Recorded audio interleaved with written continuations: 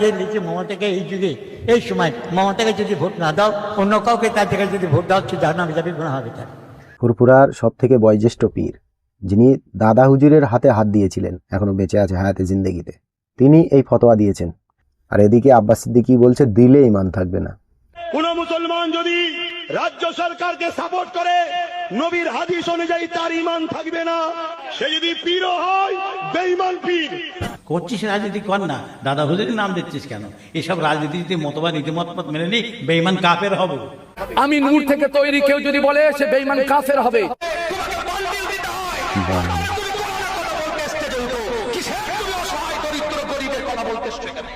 At least Abbas সিদ্দিকীর যে ধরনের ভাষা, কোনো লিডার হিসাবে সে গ্রহণযোগ্য না।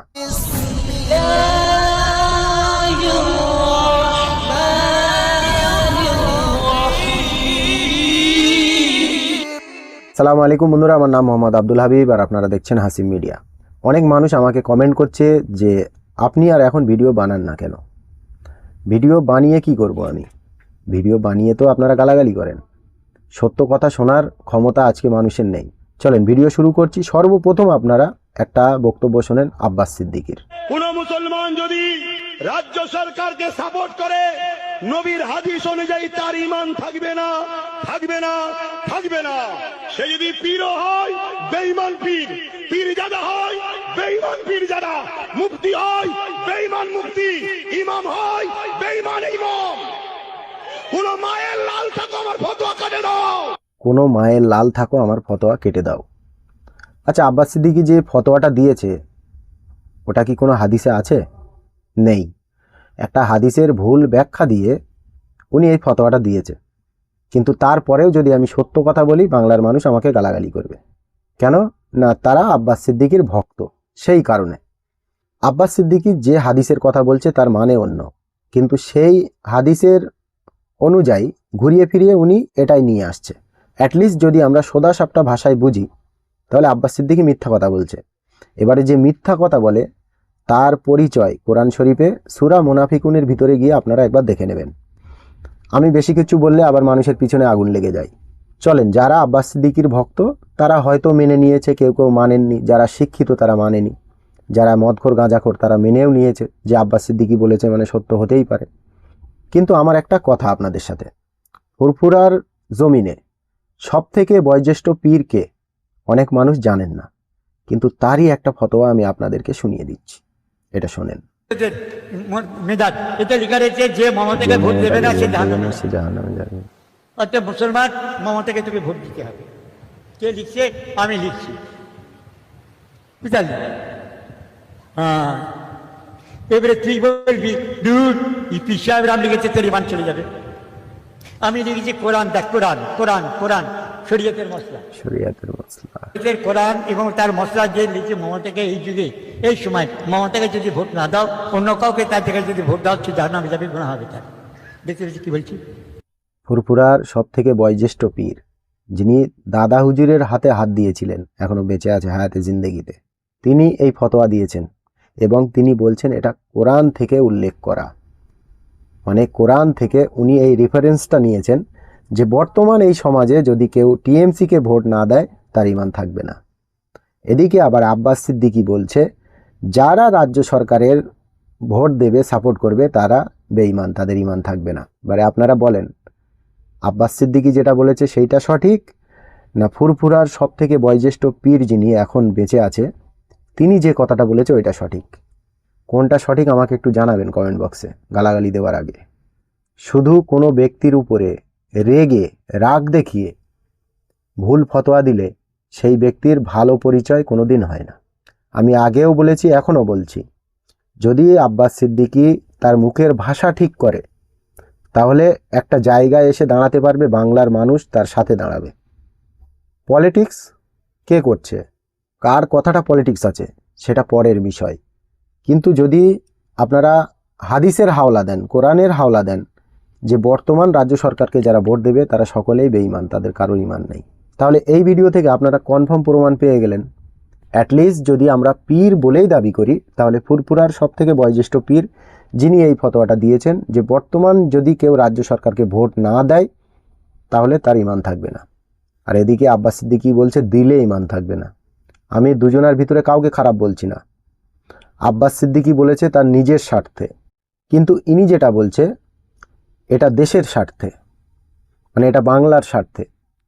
বাংলার স্বার্থ দেখতে গেলে কোরআন হাদিস থেকে, মানে আমি যে রাজ্যে থাকি সেই রাজ্যের স্বার্থ যদি আমি দেখতে চাই তাহলে কোরআন হাদিস থেকে আপনি অনেক রেফারেন্স পেয়ে যাবেন। কিন্তু আব্বাস সিদ্দিকী যে বক্তব্যটা দিয়েছে ওটা তার নিজের স্বার্থে, কোরআন হাদিসের ওখানে কোনো রেফারেন্স নেই। যে বা যারা দিচ্ছে তারা ভুল ডাইরেকশনে আপনাদেরকে নিয়ে যাচ্ছে।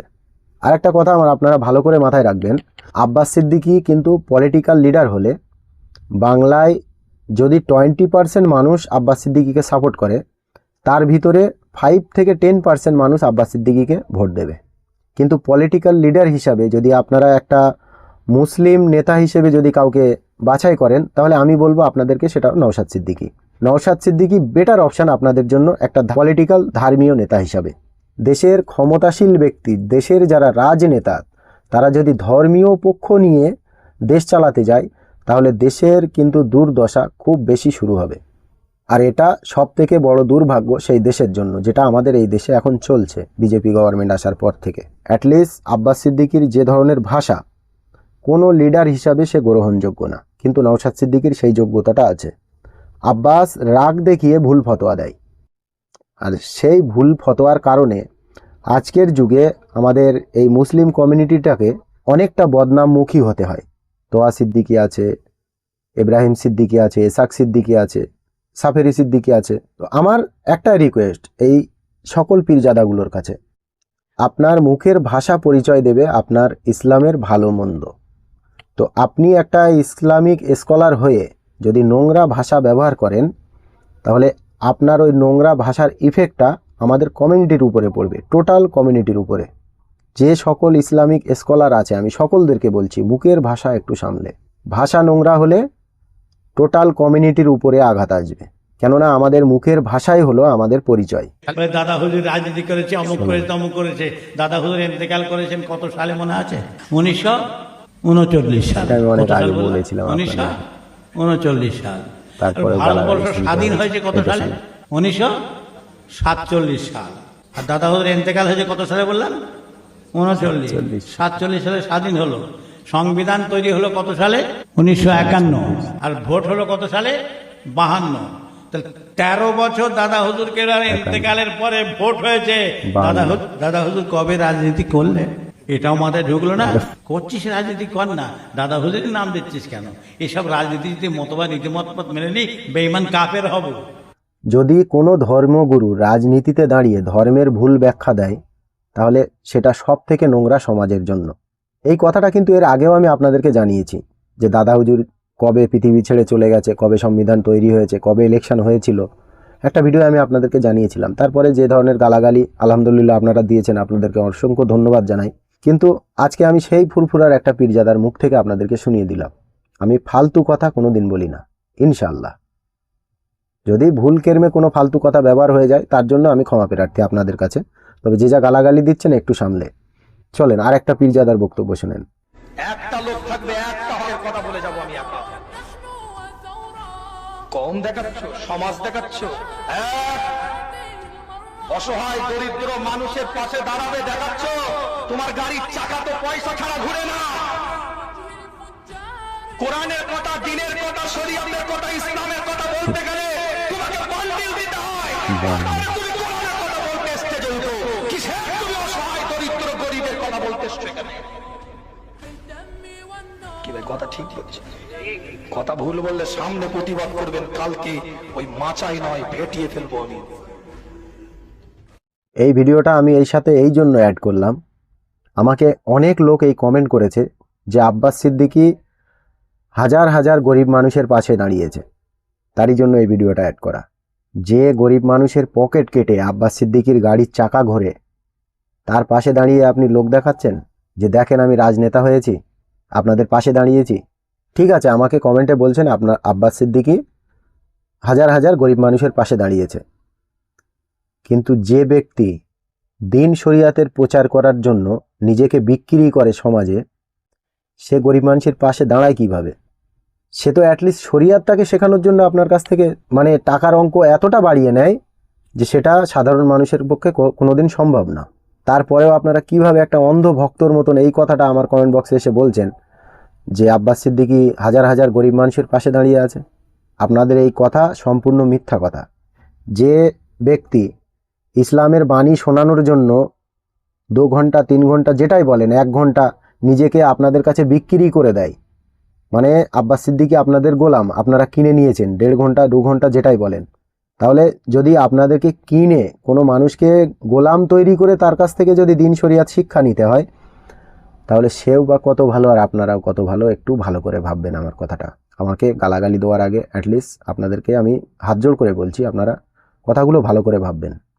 যদি কোনো ব্যক্তি দিন শরিয়াতের জ্ঞান আপনাদেরকে দেওয়ার জন্য আপনার পকেট থেকে মোটা অঙ্কের একটা টাকা দাবি করে, তাহলে সেই ব্যক্তি সমাজের জন্য কোনোদিন ভালো হতে পারে না।